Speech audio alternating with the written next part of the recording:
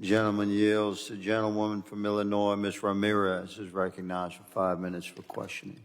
Thank you, Chairman Higgins. I want to thank both of you for being here today. Similar to Congressman Trinidad, I have a similar family of immigrant story, and actually, as I look around, I think all of us here have a history of family migrating here. It just depended on when we came. So I want to clarify a few things, and then I want to get into some questions.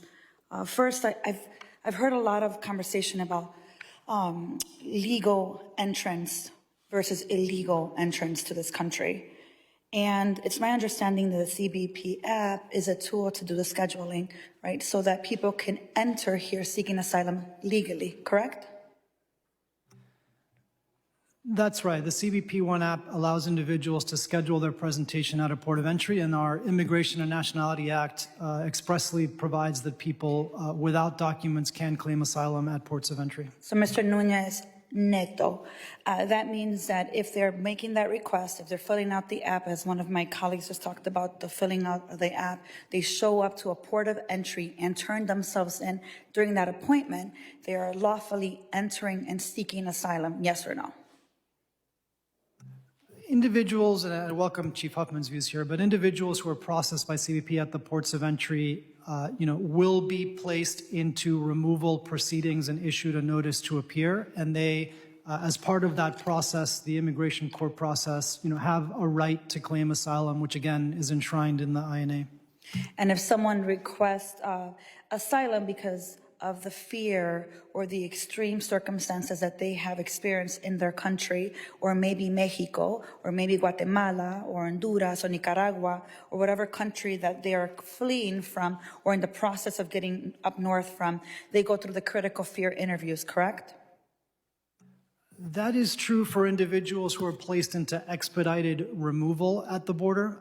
That is a separate, more streamlined process that is primarily used for individuals encountered between ports of entry, although it can be used at ports of entry as well. And that's right, the credible fear interview, which is basically a broad screen as it was designed by Congress in the Immigration and Nationality Act that allows, frankly, most individuals who are going through that interview under normal circumstances to be screened in.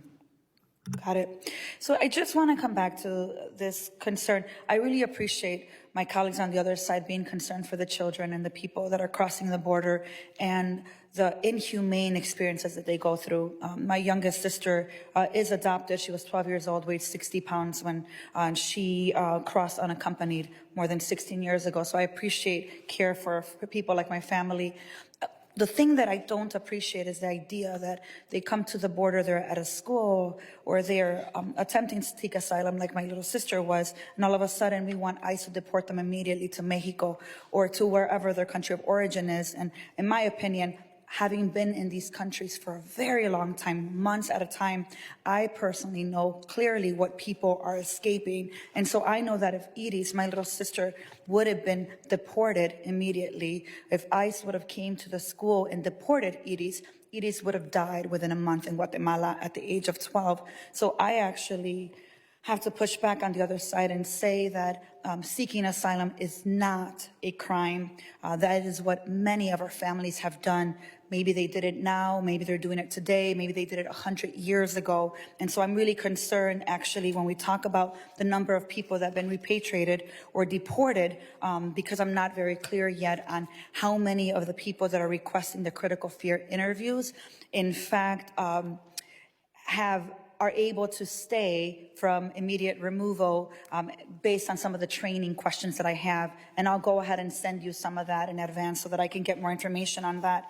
I also want to mention, we've talked a lot about legal and illegal pathways. I do want to say that I appreciate the administration's commitment to identifying ways through some of the regional centers and other ways that asylum seekers can apply to be able to seek asylum here. While I don't think those are perfect and I don't think it solves our immigration issue or the cause of migration, I certainly think it's a path forward.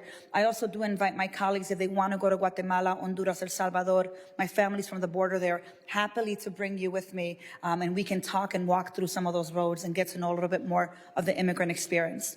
With that, Chairman, I yield back.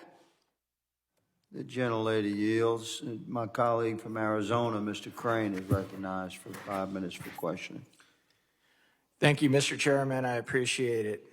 And I also appreciate you bringing up the quote from Mr. Neto. I want to go through that quote really quick again, Mr. Neto. This is what you said. You know, what we have really done here is oversee a historic increase in lawful pathways to the U.S., including at our ports of entry through CBP 1 application. You most certainly have given us a historic increase, sir. And I want to go to a historic increase real quick, just an example, just a couple days ago, not a couple years ago, but a couple days ago in Arizona, where I'm from. This is Fox News on 6/4/23. Border Patrol K-9 sniffs out $2 million in fentanyl during traffic stop in Arizona. Fox News. Mr. Huffman, are you aware of this story? Do you remember this one? Yeah.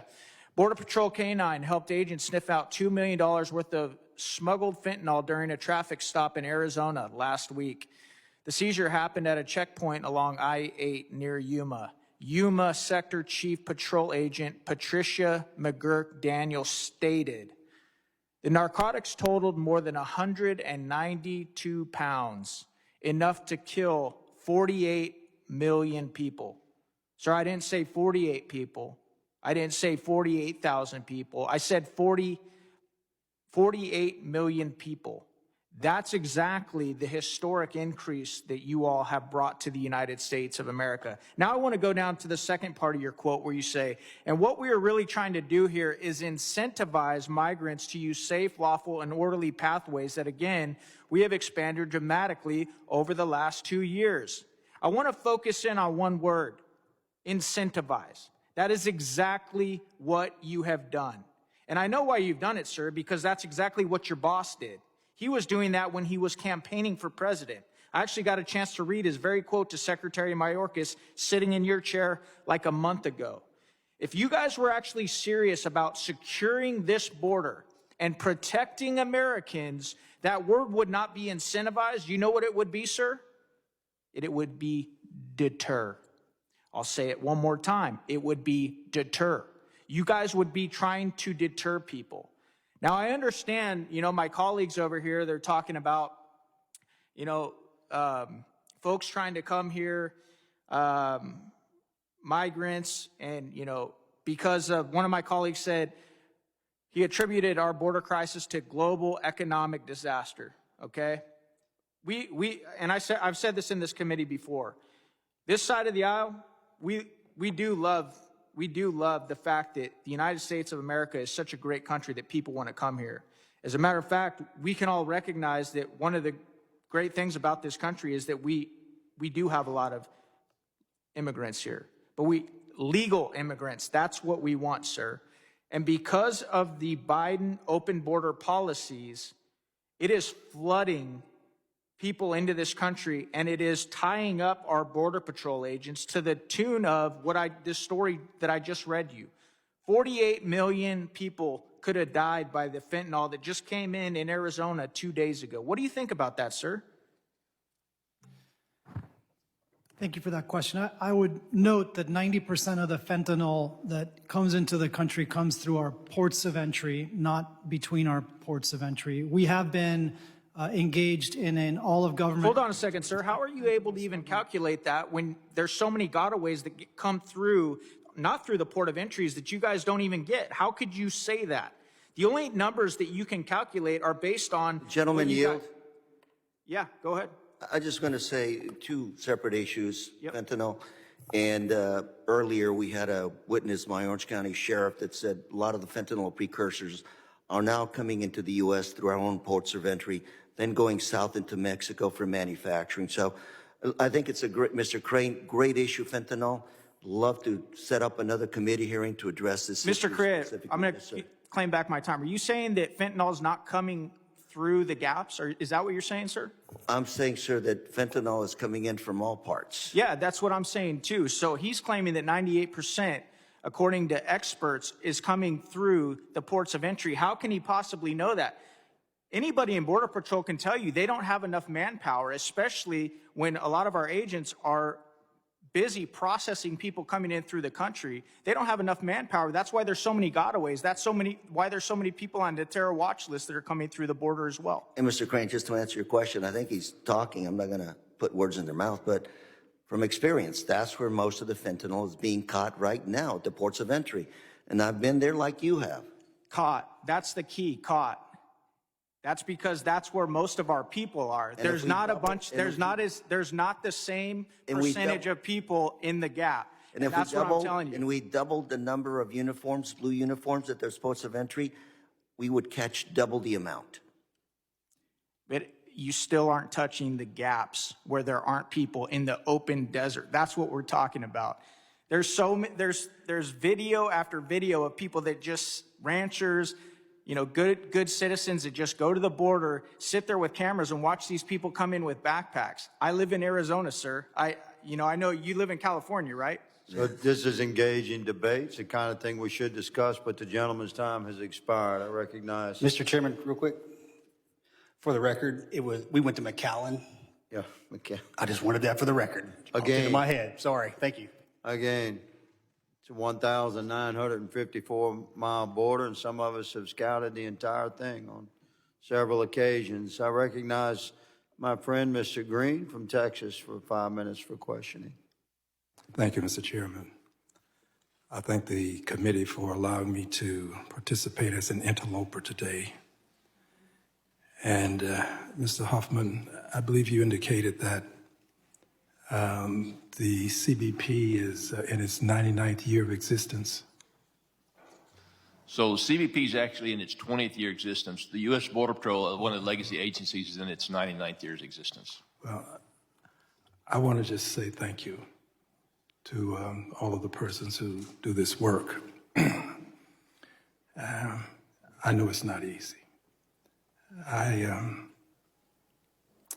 In my old age, I'm starting to see both sides of things more and more. Just celebrated my 25th birthday for the third time. And there's some people who live on our side of this border who are suffering too. Just mentioned communities. They're suffering too. We need to do something about that. We need to do something about the people who are hungry, need to be fed.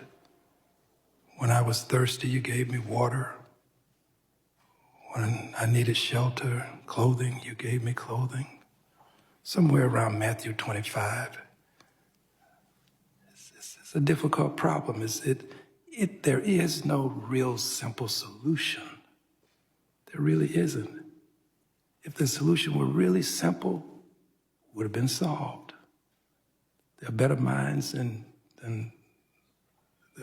have been here and had the opportunity. Mr. Nunez Neto, is that correct? Sir, you said that the conditions driving the migrants still exist. Could you just quickly articulate some of those conditions, please?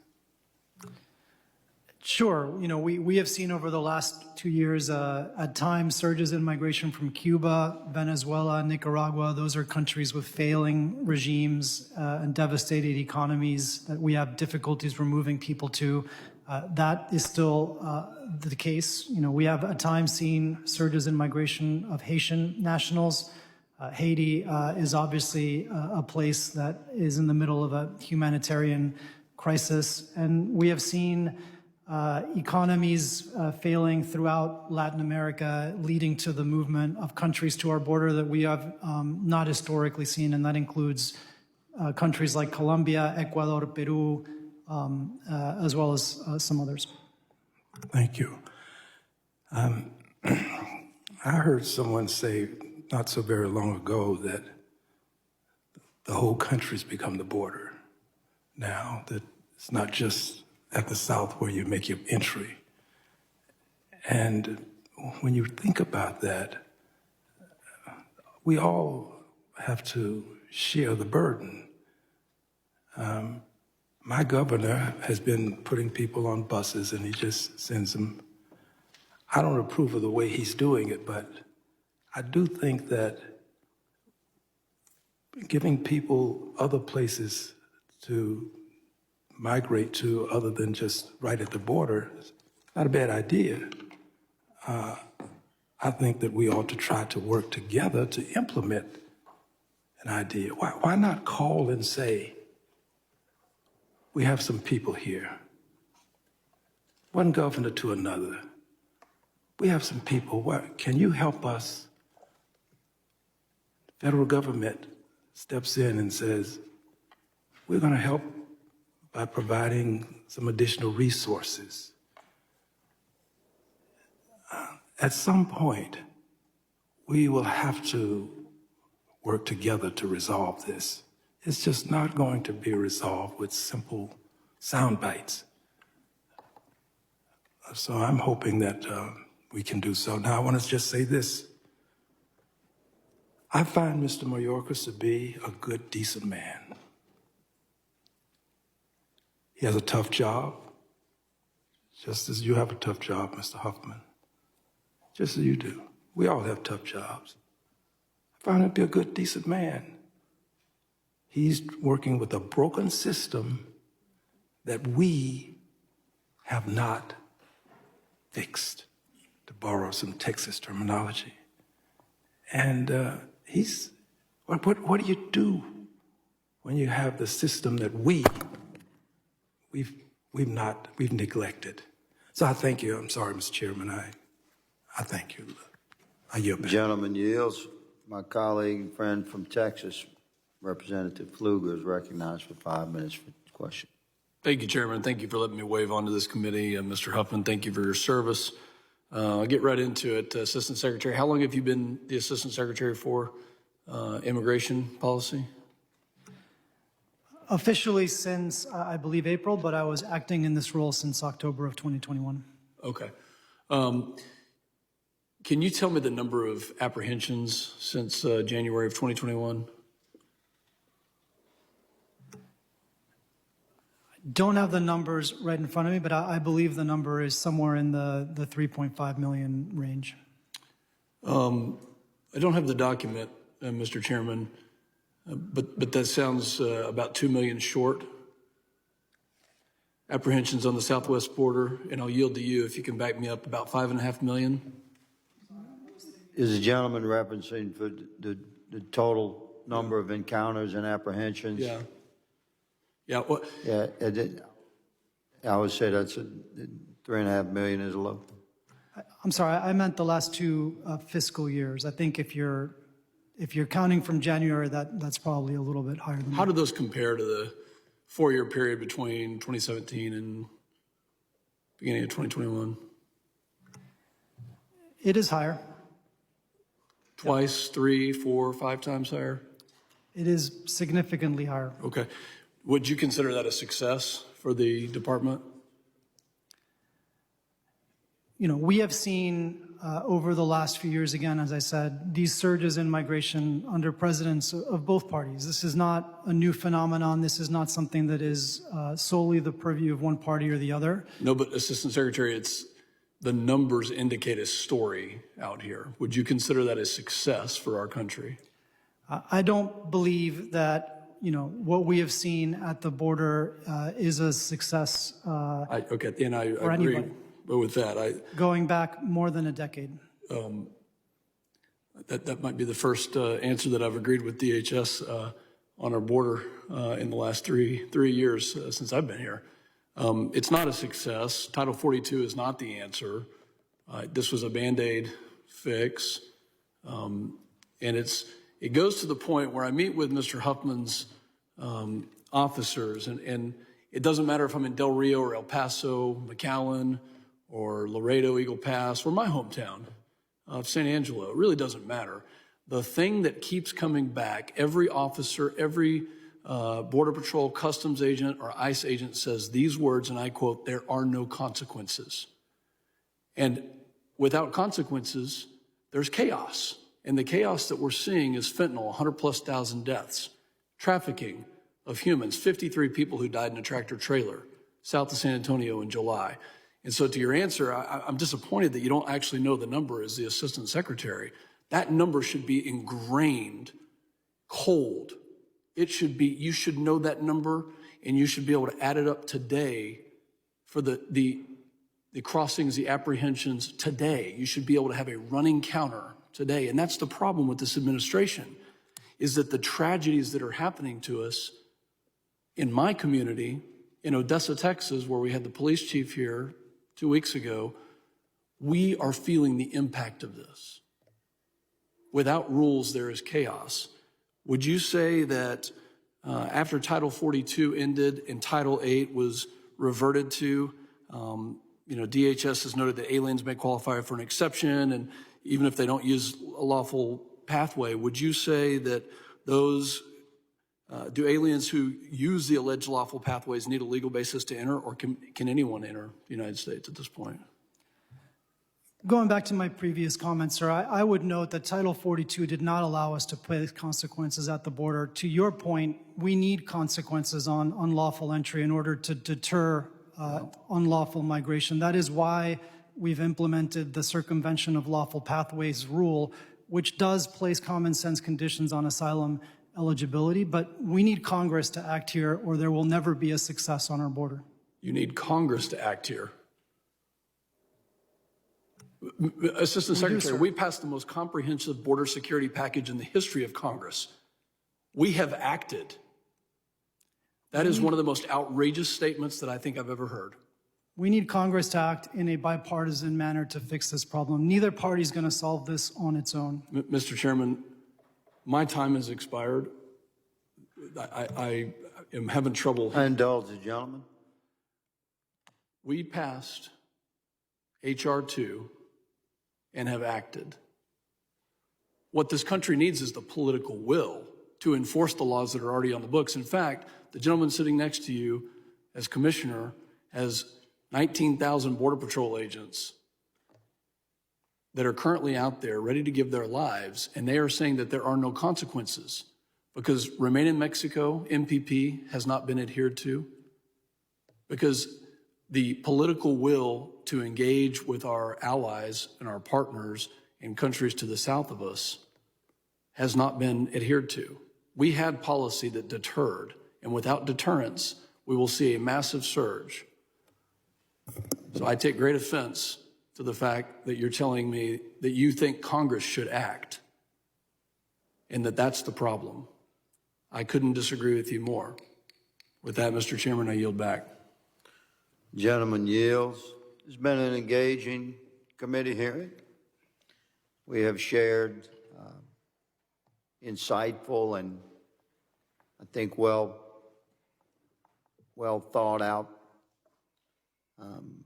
perspectives from both sides. The ranking member and I are friends, and we will continue to discuss this. I thank the witnesses for their testimony today, and I thank the members for their questions.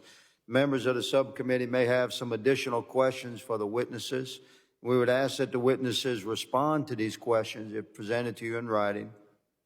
Pursuant to Committee Rule 7 Delta, the hearing record will be held open for 10 days. Without objection, the subcommittee stands adjourned.